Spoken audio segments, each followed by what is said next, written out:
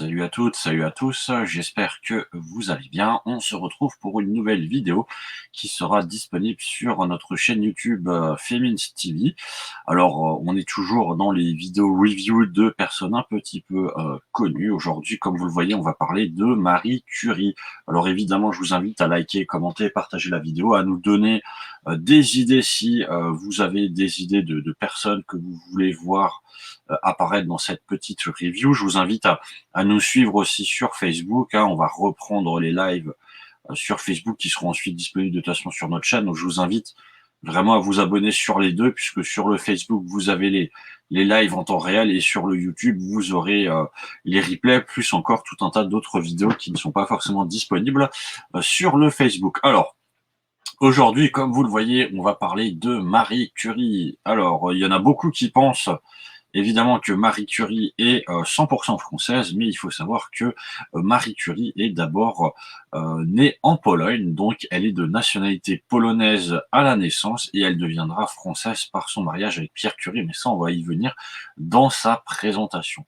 Alors Marie Curie, qui est née Maria Salomea Sklodowska, donc qui est née en Pologne, à Varsovie exactement, en 1867. Il faut savoir que en 1867, la Pologne était sous domination russe, puisqu'elle faisait partie de l'Empire russe. Et Marie Curie, vous devez sans doute la connaître pour quelques raisons. Sans doute une des raisons, c'est qu'elle a gagné le prix Nobel de physique en 1903 avec justement son mari Pierre Curie et aussi avec Henri Becquerel.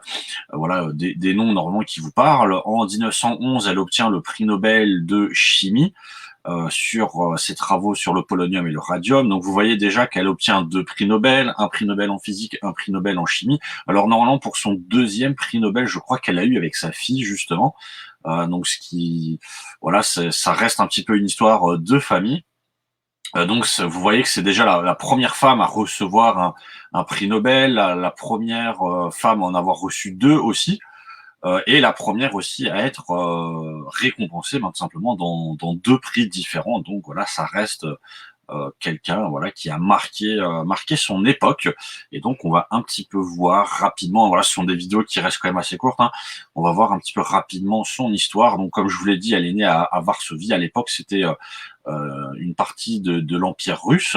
Je vous invite à regarder dans des livres d'histoire, si vous avez envie un petit peu de savoir comment était découpée l'Europe à la fin du 19e siècle. Il faut savoir qu'elle est née donc d'un père qui était quand même noble dans cette partie de la Pologne, professeur de mathématiques et de physique, une mère institutrice. Donc on voit qu'elle a déjà des aptitudes, on va dire, en tout cas des préaptitudes à étudier ces matières. Et donc, elle décide dans les années 1890, en 1891, simplement, elle part pour Paris. Et c'est là où elle va venir faire ses études, justement, à la faculté des sciences de Paris. Et elle va commencer donc à travailler euh, ses études supérieures. Donc, en 1892, elle continue. Euh, et c'est là où elle suit des cours de physique, justement, et de mathématiques. Ensuite, en 1893, elle obtient sa licence en sciences physiques. Vous remarquerez aussi qu'elle devient première de sa promotion. Donc encore une fois, on voit que c'est une très bonne élève, très appliquée, etc. Donc elle est première de sa promotion. C'est ce qui va lui permettre aussi d'obtenir une bourse pour qu'elle puisse continuer ses études à Paris, qu'elle puisse aller plus loin. Et en 1894, elle obtient sa licence en mathématiques. Euh, donc, vous voyez qu'en 93, elle a une licence en physique. En 94, elle a une licence en mathématiques. En 93, elle finit première. En 94, elle finit deuxième en mathématiques. Donc, elle reste quand même vraiment dans le plomb de tête. Elle, voilà, elle montre que c'est quelqu'un vraiment de très doué.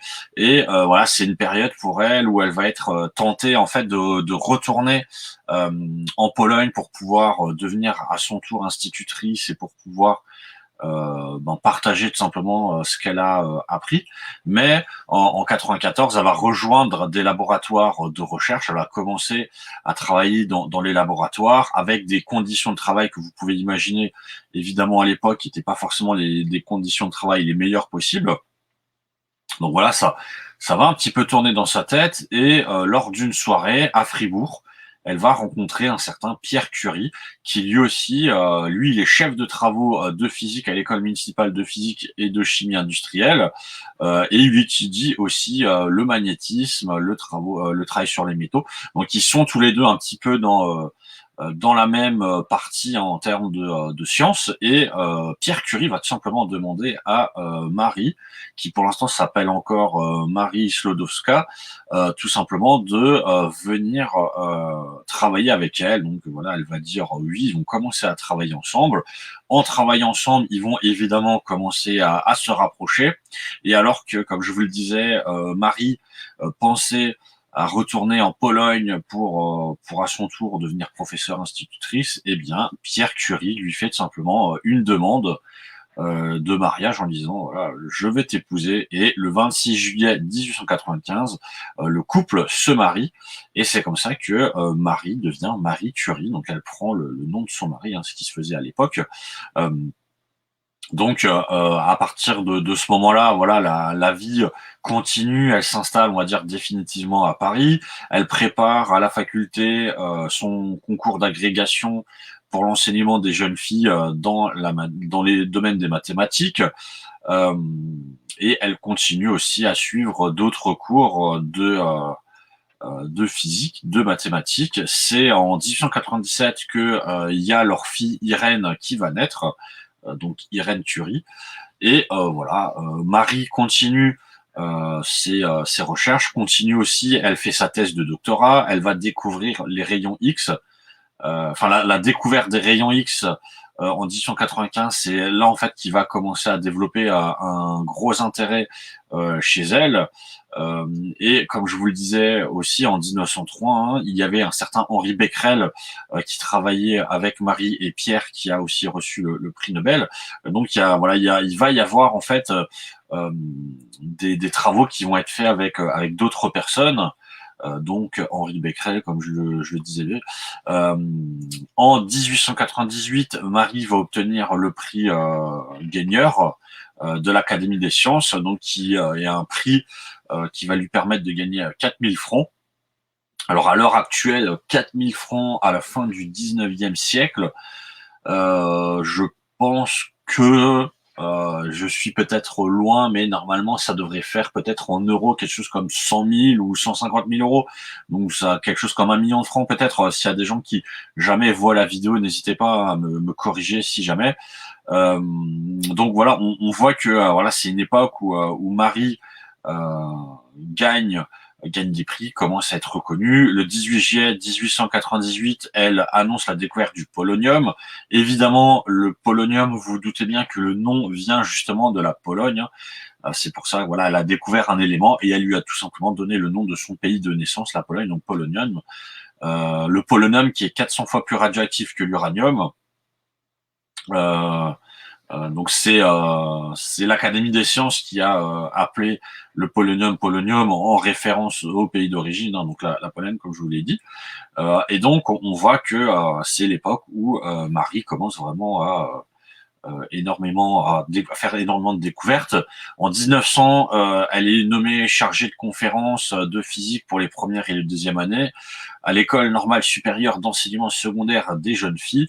Voilà, donc vous voyez qu'elle devient ensuite euh, l'équivalent de professeur euh, et elle continue de faire évidemment ses recherches. Elle fait des travaux sur le tableau de Mendeleïev. Là aussi, hein, pour le tableau de Mendeleïev, qui est un tableau scientifique qui répertorie les différents éléments. Donc, je vous invite à regarder peut-être sur Google pour ceux qui voudraient approfondir ce genre de choses. Et donc, en 1903, comme je vous l'ai dit, elle reçoit avec son mari Pierre Curie et Henri Becquerel le prix Nobel de physique.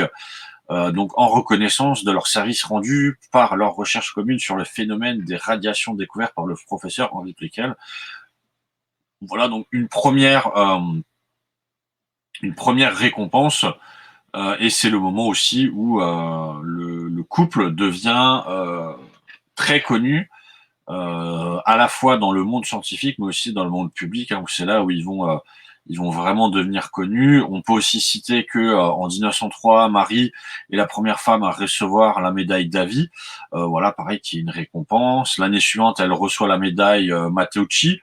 Et elle a une seconde fille aussi qui s'appelle Ève. Donc vous voyez qu'elle réussit à la fois à concilier quand même vie de famille et ses recherches, ses études, etc. Donc c'était quand même une femme très forte, je pense, sur ce point-là, qui a bien su développer ses compétences, ses capacités, qui étaient très sérieuses, très rigoureuses.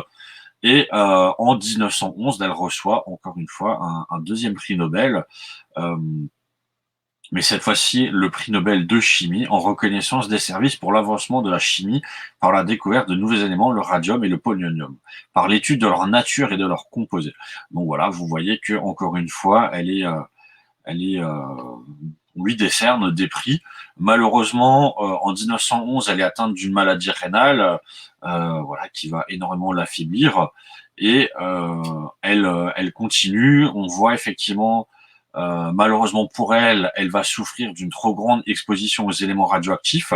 Voilà, depuis 1898, comme elle étudie effectivement des éléments radioactifs, euh, elle va commencer à souffrir de ça à partir des années 20. Elle commence vraiment être très touchée. Et elle meurt le 4 juillet 1934 à 66 ans, mais en ayant quand même fait énormément de découvertes, en ayant eu gagné des prix. Voilà, elle a eu aussi l'occasion de rencontrer par exemple Albert Einstein. Euh, Comme je vous l'ai dit, ah non. Alors, je reviens donc en 1903, elle gagne le prix Nobel avec son mari. En 1911, elle gagne le prix Nobel toute seule. Et en 1935, c'est sa fille, Irène Curie, qui gagne aussi le prix Nobel de chimie, elle aussi avec son époux Frédéric.